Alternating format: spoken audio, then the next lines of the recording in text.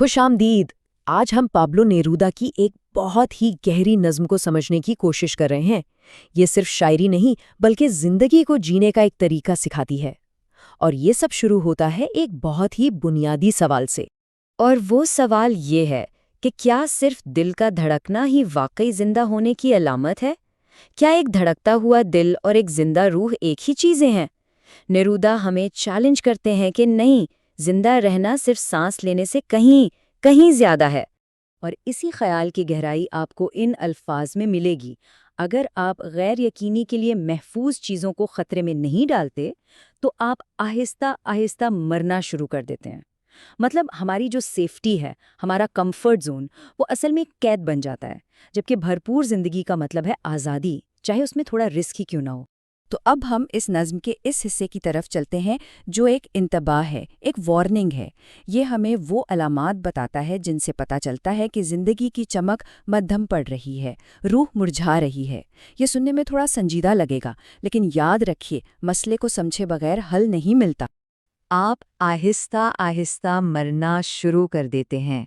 जब नेरूदा कहते हैं कि अगर आप सफ़र नहीं करते, पढ़ते नहीं या ज़िंदगी की आवाज़ें नहीं सुनते, तो उनका मतलब ये नहीं कि आप बस में बैठकर कहीं चले जाएं। इसका असल मतलब है ज़हनी जुमूद, यानी जब नया जानने और सीखने का तजस्सुस ख़त्म हो जाए। सोचिए, क्या रोज़ एक ही रास्ते पर चलकर दिमाग थक नहीं जाता? यही तजस्सुस का मर जाना रूह की मौत की पहली निशानी है।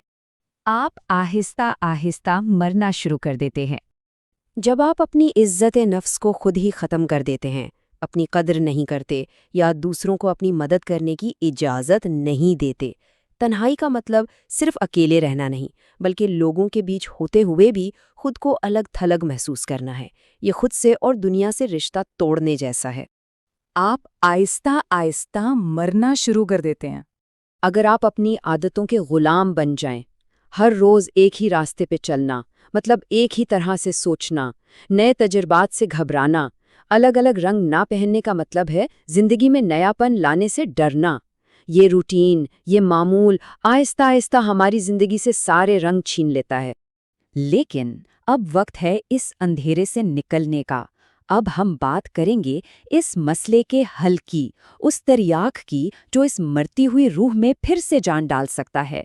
और वो हल है जज्बे को, पैशन को फिर से भड़काना। जरा स्क्रीन पर देखें, ये दो हालतों का फर्क बिल्कुल वाज़े है। एक तरफ है जमूद, आदत, हिफाजत और खौफ, ये एक मरती हुई रूह की निशानियां हैं।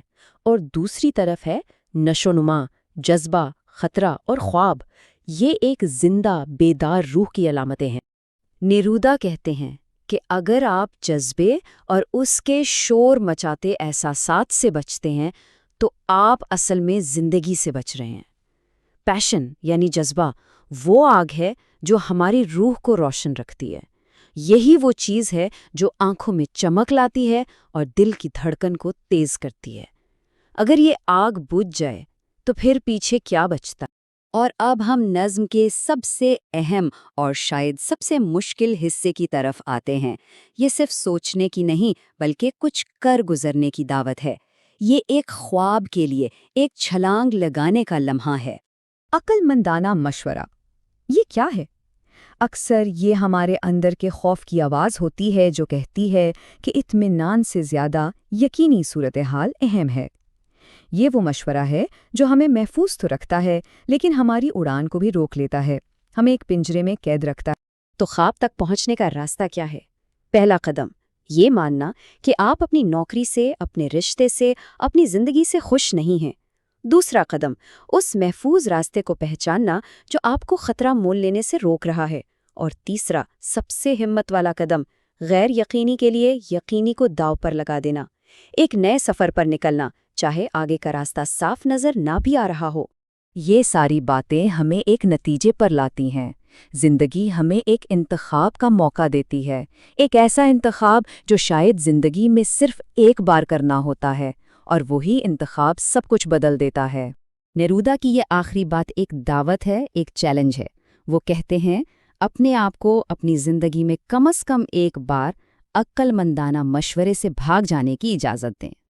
और हम आपको इसी गहरे सवाल के साथ چھوڑ جاتے ہیں۔ وہ کون سا عقلمندانہ مشورہ ہے جو شاید آپ کی روح کی آواز کو خاموش کر رہا ہے؟